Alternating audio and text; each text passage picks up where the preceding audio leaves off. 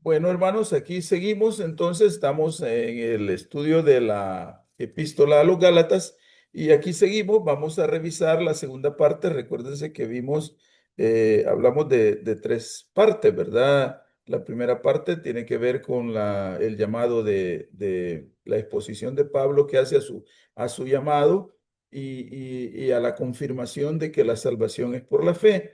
Luego, aquí vamos en la segunda parte, vamos a hablar justamente de eso, cómo es que se consolida esa salvación a través de la fe. Y en la tercera parte que estamos hablando de la practicidad del Evangelio.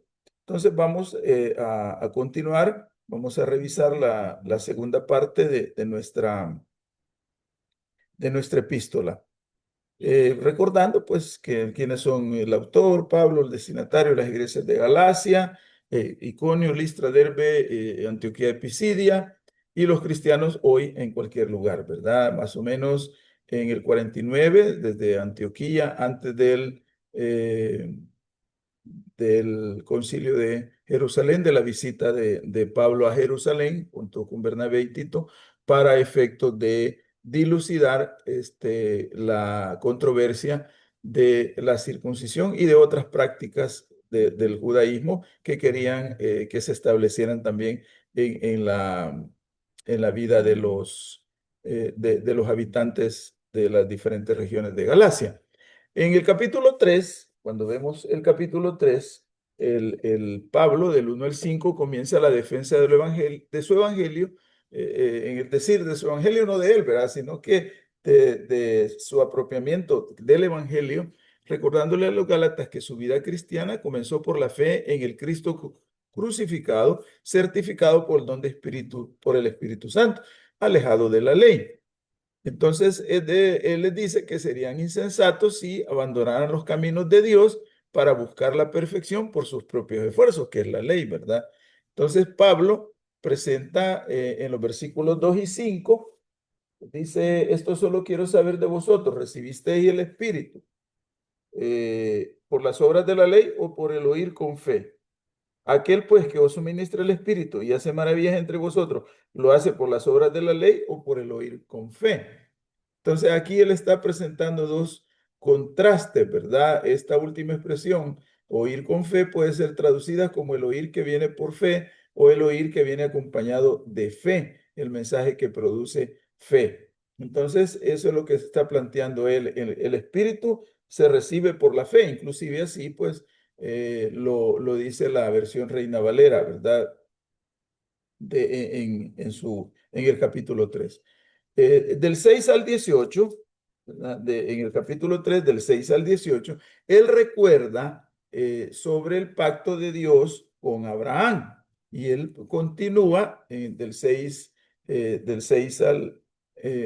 hablando del 3:6 al 4:7, de que presentando argumentos de la relación entre la promesa de Abraham y la entrega de la ley. Debemos recordar porque una cosa, en un tiempo fue la promesa de Abraham y un tiempo futuro fue la llegada de la ley, la entrega de la ley al pueblo de Israel, ¿verdad? Del 6 al 9, en el capítulo 3, del 6 al 9, vamos a leerlo. Dice, así Abraham creyó a Dios y le fue contado por justicia. Sabed, por tanto, que los que son de fe, estos son hijos de Abraham. Y la escritura, previendo que Dios había de justificar por la fe a los gentiles, dio de antemano la buena nueva a Abraham diciendo, en ti serán benditas todas las naciones.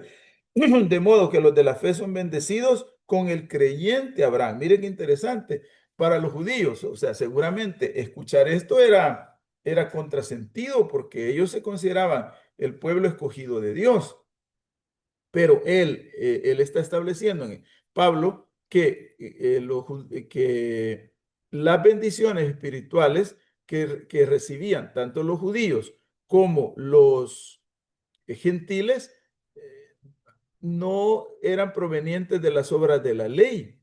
¿Por qué? Porque en tiempos de Abraham no existía la ley, ¿verdad? Sino que dice la Biblia, y creyó Abraham y le fue contado por justicia, ¿verdad? Entonces, insiste Pablo diciendo que los verdaderos hijos de Abraham y por los herederos y por lo tanto herederos de sus bendiciones no son los descendientes de Abraham exactamente, sino los que viven de acuerdo al principio de la fe. O sea, obviamente esto era un argumento así bien fuerte, bien contundente, ¿verdad? Que hacía tambalear quizás no la fe y la creencia judía, ¿verdad? Sino el criterio, ¿verdad?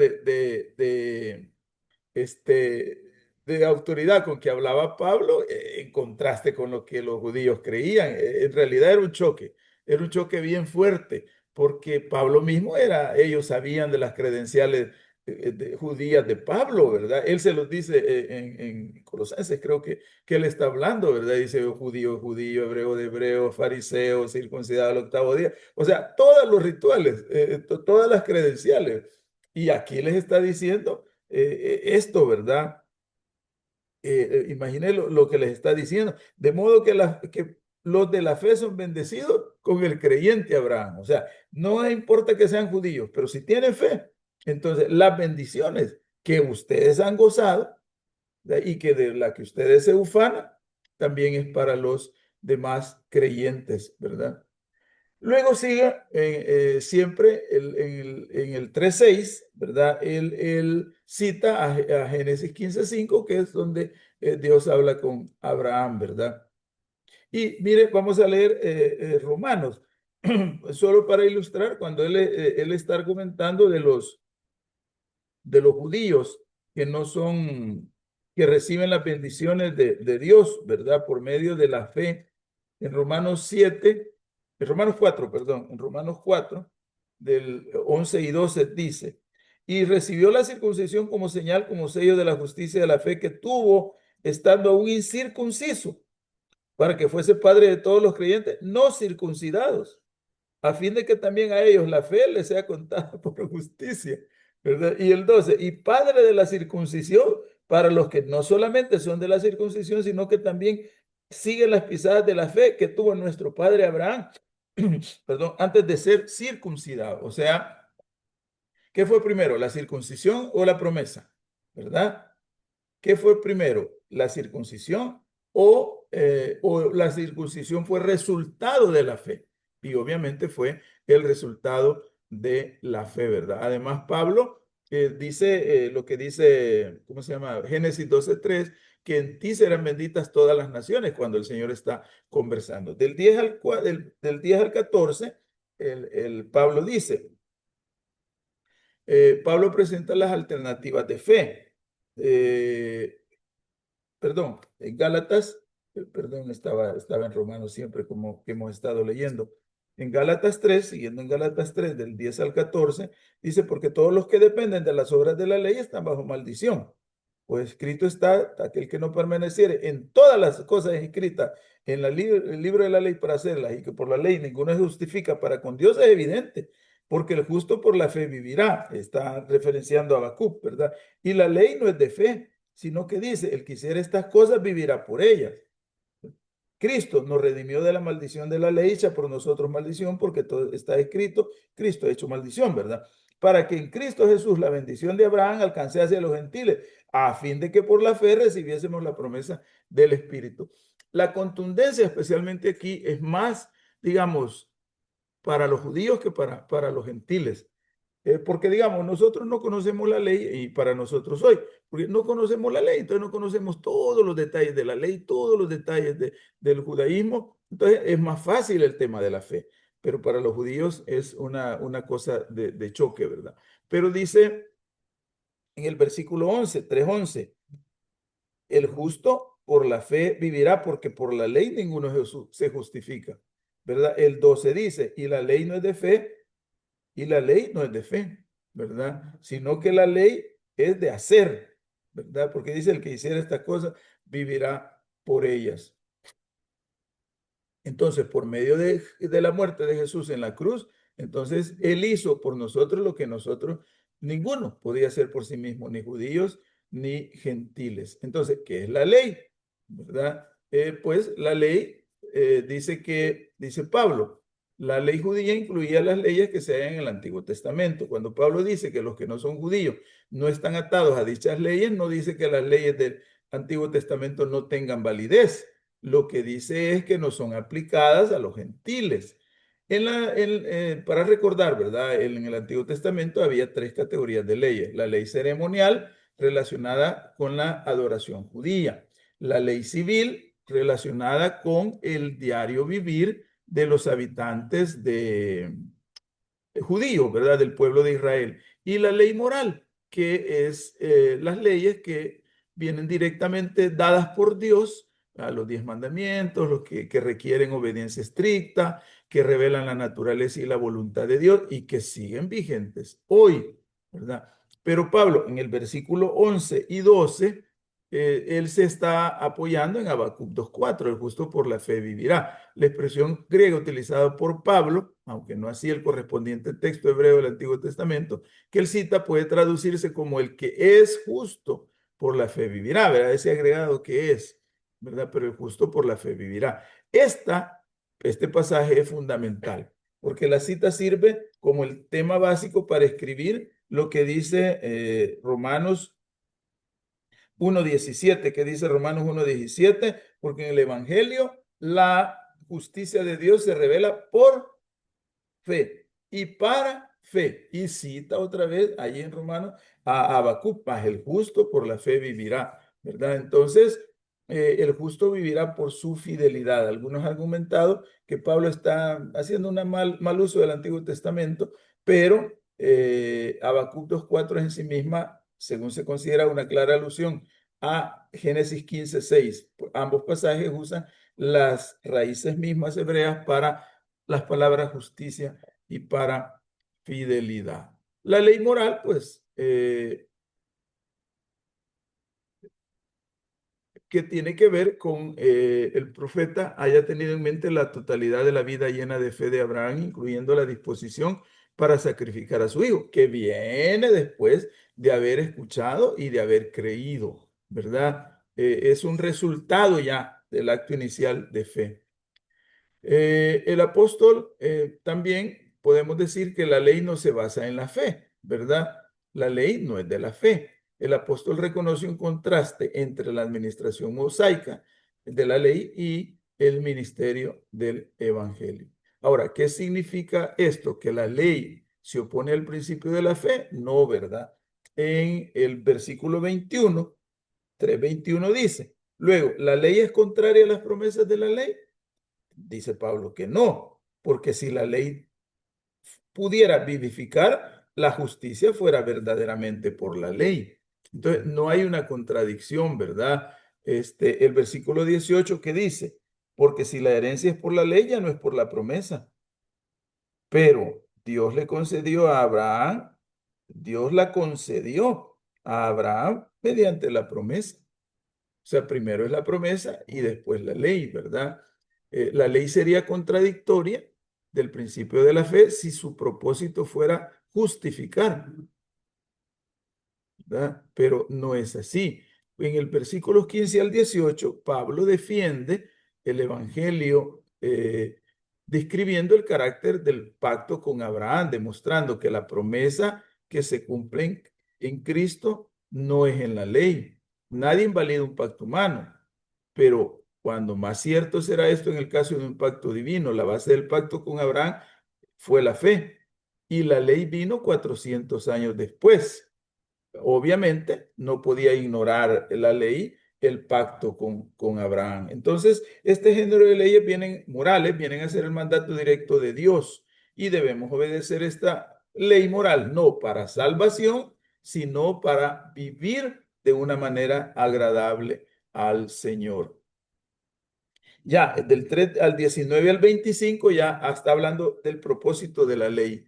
Y dice, la intención de la ley era revelar el pecado. Entonces, ¿para qué sirve la ley? Dice el versículo 19. Fue añadida a causa de las transgresiones hasta que viniese la simiente a quien fue hecha la promesa y fue ordenada por medio de ángeles en mano de un mediador. Y el mediador no lo es de uno solo, pero Dios es uno. Entonces la intención de la ley era revelar el pecado. Fue una medida temporal para convencer a la gente de su necesidad de justificación y de su incapacidad para salvarse a sí mismo y de esa manera dirigirlos a Cristo. Ojo con esto, porque a veces La pregunta es bien clave en un montón de ambientes cristianos evangélicos, ¿verdad? Y dice, bueno, entonces, si somos salvos por la gracia, entonces la ley ya no importa, yo no debo cumplir la ley. O sea, ya no estoy atado a la ley, o sea, yo ya no, y ya viene una controversia ahí bastante fuerte el tema del sábado, digamos, ¿verdad?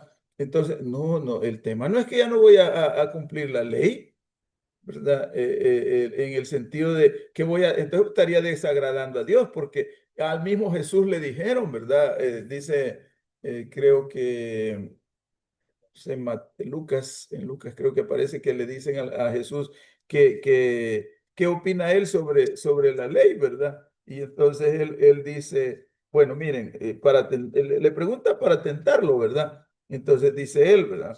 No, ojo con eso, dice, la ley habla. La ley dice, adorarás al Señor tu Dios sobre todas las cosas, etcétera, etcétera. Este es el primer y grande mandamiento. Y amarás al prójimo como a ti mismo. En esto se resume, dice Jesús, la ley y los profetas. Entonces, no está diciendo, no, pero no le hagamos caso a la ley, pero tampoco está diciendo que era el problema del legalismo, ¿verdad? Sobreponer la ley sobre la misma dignidad humana, ¿verdad? Sobre el mismo prójimo. Y justamente fue una de los reproches de Dios al pueblo de Israel en el tiempo antiguo. Les decía, miren ustedes cómo dominan a la pobre gente cobrándoles altos intereses, siendo usureros, quitándoles su capa cuando se las empeñan, ¿verdad? No cuidan de la viuda. Esos eran los señalamientos del Señor. Entonces, no, en aquel momento, y son los señalamientos de hoy, porque eso no ha perdido vigencia, ¿verdad? Que hay que cuidar al pobre, al huérfano, a la viuda, al menesteroso, al extranjero, eso no ha perdido validez. Y es del Antiguo Testamento, pero no es el tema de salvación, son cosas distintas, ¿verdad? La salvación viene por medio de creer en Cristo, ¿verdad? Entonces, pero ¿cuál es el propósito de la ley? En primer lugar, revelar el pecado. En segundo lugar, la ley es inferior a la promesa, porque lo que cumple Dios a Abraham es la promesa. ¿Verdad? Si no le hubiera dado la ley, pues pudo haberlo hecho, vaya Abraham. Entonces vas a alcanzar todas las bendiciones a través de eso. No, le dice, sal de tu tierra y todo lo que conocemos, ¿verdad? Deja tus costumbres y vete a otro lugar y de ahí te bendeciré, etcétera, etcétera. Eres una nación grande y comienza todo un proceso. Pero no comenzó por la ley, comenzó porque, y dice, y creyó Abraham. Era un tema de fe, ¿verdad? Desde el principio. Tercero, la ley no es contraria a la promesa tampoco, ¿verdad? Es inferior, pero no es contraria, ¿verdad? Porque en lugar de, son complementarias, ¿verdad? La ley demandaba justicia, pero no podía dar esa justicia. Pero su función fue preparar el camino del evangelio al hacer a la gente consciente de sus pecados y de su necesidad de un Salvador. Y en cuarto lugar, la ley nos dirige a Cristo. Ese es el propósito de la ley, ¿verdad? Pues dice el versículo 24, de manera que la ley ha sido nuestro ayo para llevarnos a Cristo, a fin de que fuésemos justificados por la fe, ¿verdad? Justificados por la fe. Entonces, ya sigue hablando Pablo el versículo 25, ¿verdad? Pero venida la fe, ya no estamos bajo ayo, ¿verdad? Que estábamos cuando no estaba la fe. Bajo la ley estábamos en un estado de sujeción e inmadurez, pero bajo el evangelio nuestra condición es de hijos y herederos. Mire el 26. Pues todos sois hijos de Dios por la fe en Cristo Jesús, porque todos los que habéis sido bautizados en Cristo, de Cristo estáis revestidos. ¿Verdad? Y dice el 29, y si vosotros sois de Cristo, linaje de Abraham sois y herederos según la promesa. Entonces, todos somos hijos de Dios. Otros temas en la promesa en el versículo 14, para que en Cristo Jesús la bendición de Abraham alcanzase a los gentiles a fin de que por la fe recibiésemos la promesa. Son temas del capítulo 3, ¿verdad? En el 18, porque si la herencia, está hablando de recibir la herencia, porque si la herencia es por la ley, no es por la promesa. Pero Dios concedió, ¿verdad? La herencia mediante la promesa. Y el 22, ¿verdad? Más la escritura lo encerró todo bajo pecado para que la promesa, que es por la fe en Jesucristo, fuese dada a los creyentes. Son temas prominentes de este capítulo 3: la promesa, la herencia y la fe en Jesucristo, ¿verdad? Y la fe en Jesucristo.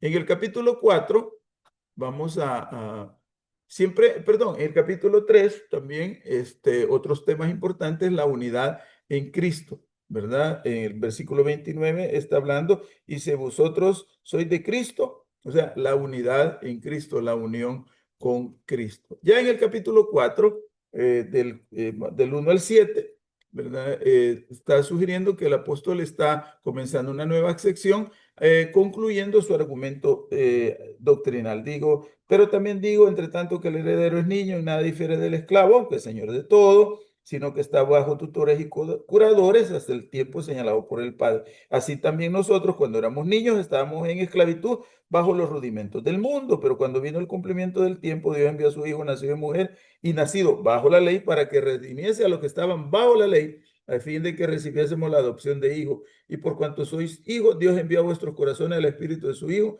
el cual clama a Padre. Así que ya no eres esclavo, sino hijo, y si hijo, también heredero.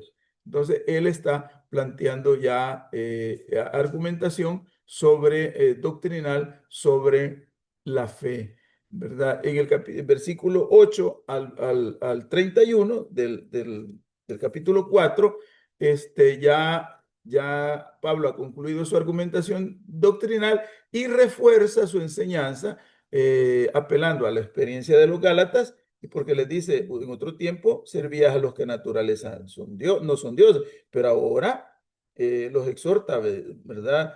Que ya no, que no vuelvan a ese pasado tiempo, sino que sigan avanzando en Cristo. Es una apelación que hace. Y luego también les dice que no vuelvan a la esclavitud, ¿verdad? Pero también para reforzar, ¿verdad? Sus palabras les dice: pero ahora que no volváis, porque ustedes que conocen a Dios, más bien dicho, que son conocidos por Dios, es decir, digamos que los quiere salvar, ¿verdad? Porque en un momento dado puede decir: ustedes no están del todo conscientes que han conocido a Dios, pero deben recordar que ustedes sí han sido conocidos por Dios, ¿verdad? Entonces, eso los debe llevar a mantenerse en la fe. Los versículos 12 al 20 son explicaciones, un poco difíciles, dice nuestro texto, ¿verdad?, de entender, pero también en el versículo 12 dice: os ruego que no os hagáis como yo, porque yo también me hice como vosotros, ningún agravio me habéis hecho. Él dice: por vosotros sabéis que a causa de una enfermedad del cuerpo os anuncié el evangelio al principio y no me despreciaste. Está él resaltando cómo fue el proceso de evangelización, y también reconociendo una actitud bonita, digamos, de la comunidad de los Gálatas hacia él, ¿verdad? Ya en el capítulo 10, versículos 19 al 20, ya él está haciendo una comparación, ¿verdad? Pablo concluye esta sección con una declaración difícil, ¿verdad? Dice que del 19 al 20, dice: hijitos, por quienes vuelvo a sufrir dolores de parto hasta que Cristo sea formado en vosotros, quisiera estar con vosotros ahora mismo y cambiar de tono, pues estoy perplejo. O sea, él les está diciendo: estoy serio, en un tono severo, pero ustedes saben que yo quisiera estar... estoy interesado en ustedes, y me duele que ustedes quieran salirse, pues quieran abandonar, quieran enfriarse, digamos, ¿verdad? Él está haciendo esa parte muy, muy interesante para restaurar a los Gálatas. Aunque yo les estoy hablando así, pero recuérdense que mi interés es que no deserten. Mi interés es que no pierdan las bendiciones de las promesas, sino que sean transformados a la imagen de Cristo. Ya luego del versículo 21 al 31 hay un contraste, ¿verdad? Entre los que son esclavos de la ley, y ahí pone a Agar, ¿verdad? Y los que son libres de la ley, y ahí pone a Sara como ejemplo. Todos conocemos, o bueno, no voy a decir todo, ¿verdad?, la historia de Sara y Agar. Sara, la señora del hogar, esposa de Abraham, Agar, una egipcia, esclava, trabajando para ellos, y luego a efecto de que no llegaban a tener familia, hijos, Abraham y Sara, pues Sara, a pesar de la promesa que ya Dios le había dado a Abraham de que iba a tener descendencia, Sara se desespera, digámoslo de esa manera, pues invita, según la tradición de aquel momento, a que tenga eh, descendencia con la esclava, y obviamente la ley decía que los nacidos allí en el hogar de esclavitud eran esclavos, ¿verdad? Eran propiedad de la familia esclavizante. Entonces, a partir de ahí, pues Agar es embarazada por Abraham, nace Ismael, pero posteriormente dice el Señor, no, no era lo que yo te había prometido, yo te he prometido a ti justamente uno. Y entonces dice, no es el de la carne, sino es el de la promesa, ¿verdad? ¿Quién es el primogénito? ¿El de la carne o el de la promesa? Porque Ismael es el primogénito de Abraham. Isaac es el primogénito de Sara, ¿verdad? Y segundo de Abraham, pero le dice Dios, no, este es el de la promesa, es lo que yo te había prometido. Y ahí viene pues toda una controversia, ¿verdad? Que inclusive en el mundo actual está ahí de por medio. Pero aquí Pablo defiende el evangelio que predica con esta alegoría, ¿verdad? De Isaac y de Ismael. Lo que Pablo está mostrando es que la verdadera descendencia de Abraham es espiritual, no es física. Eso es lo que él quiere demostrar, ¿verdad? Que los que son, por eso dice en Romanos 4:16, por tanto, es por fe para que sea por gracia, a fin de que la promesa sea firme para toda su descendencia, no solamente para la que es de la ley, sino también para la que es de la fe en Abraham, el cual es padre de todos nosotros. Entonces, el real heredero de Abraham es el hijo de la libre, que es Sara, ¿verdad? No de la esclava. Por lo tanto, aquí en esta alegoría, Isaac representa a los que confían en Cristo e Ismael a quienes están bajo la ley, bajo la ley. Eso es lo que está diciendo. Entonces, el versículo 28 dice, así que, 4:28, así que hermanos, nosotros como Isaac somos hijos de la promesa. 31. De manera, hermanos, que no somos hijos de la esclava, sino de la libre. Pablo toma esta historia antigua y la alegoriza, haciendo como representante del antiguo pacto de la ley a Agar, ¿verdad? Que fue dado en el monte Sinaí, hecho en Arabia, la tierra de los descendientes de Agar. Agar misma era una esclava, ¿verdad? Pero Sara representa el nuevo pacto en Jesucristo, una nueva manera en que Dios se relaciona con las personas, no por la ley, sino por la gracia. Su hijo nació siendo libre porque ella y Abraham eran libres, ¿verdad? Y como resultado, además de la promesa de Dios, porque ellos ya estaban en una etapa bien crítica para descendencia. Y entonces los descendientes iban a ser libres, como el hijo de la joven esclava persiguió al hijo de la libre, se recuerdan del conflicto y que por eso pues tuvieron que sacar a Ismael y a su mamá de la, de la influencia de Abraham, ¿verdad? Asimismo, los hijos de la ley persiguen ahora a los hijos de la gracia y la promesa. Pero como al final se echó de la casa al hijo de la esclava para que no tuviera parte en la herencia, hacia el final los legalistas serán excluidos por Dios y no serán parte de la herencia y la gracia, ¿verdad? Entonces, esta historia es alegorizada por Pablo para darnos fortaleza a nosotros en la fe. Es de notar que la cima de todos los significados es el sentido alegórico. Por tanto, ¿verdad? A menudo los rabinos tomaban una porción sencilla de una narración del Antiguo Testamento y le extraían sentidos ocultos que muchas veces nos parecen fantásticos, pero que eran de los más convincentes para su tiempo. Pablo era un rabino instruido y eso es lo que está haciendo. Toma la historia de Abraham, Sara, Agar, Ismael, Isaac y la alegoriza para ilustrar su punto de vista, ¿verdad? Para reforzar su punto de vista. ¿Qué podría ser más? ¿Pablo utiliza esto de forma errónea? No, ¿verdad? Él estaba a partir de una historia muy tradicional, conocida por el pueblo judío, demostrando la promesa y demostrando la ley. Este, en la vida de la iglesia de ese momento, de Gálatas, y la de hoy, ¿verdad? Entonces, aquí podríamos decir que hay dos contrastes, ¿verdad? El primer contraste, la referencia a la Jerusalén actual, dice Agar, Sara, Agar, esclava, Sara libre, pacto del Sinaí y nuevo pacto. Jerusalén actual y la Jerusalén de arriba. Ismael o Isaac. Son dicotomías, ¿verdad? Nacimiento común según la carne, nacimiento por la promesa según el Espíritu. Perseguidor, perseguido, desechado, heredero. De varias ideas interesantes, hay dos que requieren, digamos, para concluir esta segunda parte. La primera, la referencia a la Jerusalén actual en contraste con la Jerusalén de arriba. Versículo 4, 25 y 26. Dice, porque Agar es el monte Sinaí en Arabia y corresponde a la Jerusalén actual, pues esta, junto con sus hijos, está en esclavitud. Más la Jerusalén de arriba, la cual es madre de todos nosotros, es libre. Es claro que el pensamiento de Pablo está fuertemente influido por su punto de vista de esperar la venida del Señor, que narra en otras cartas, ¿verdad?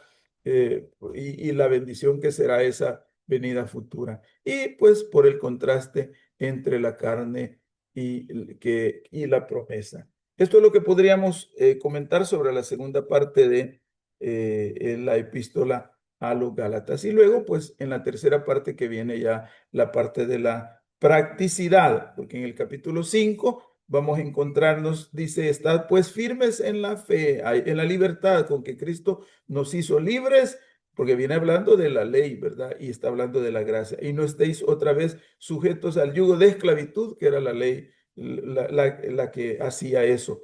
Yo, Pablo, digo que si os circuncidáis, porque de eso viene hablando, de nada aprovechará Cristo, ¿verdad? Y otra vez testifico a todo hombre que se circuncida, que está obligado a guardar la ley. Y sigue hablando ahí consejos prácticos y dándole practicidad a sus puntos de vista doctrinales y a la refutación que ha hecho a partir del mismo texto judío, de las escrituras judías, sobre la ley y sobre la gracia.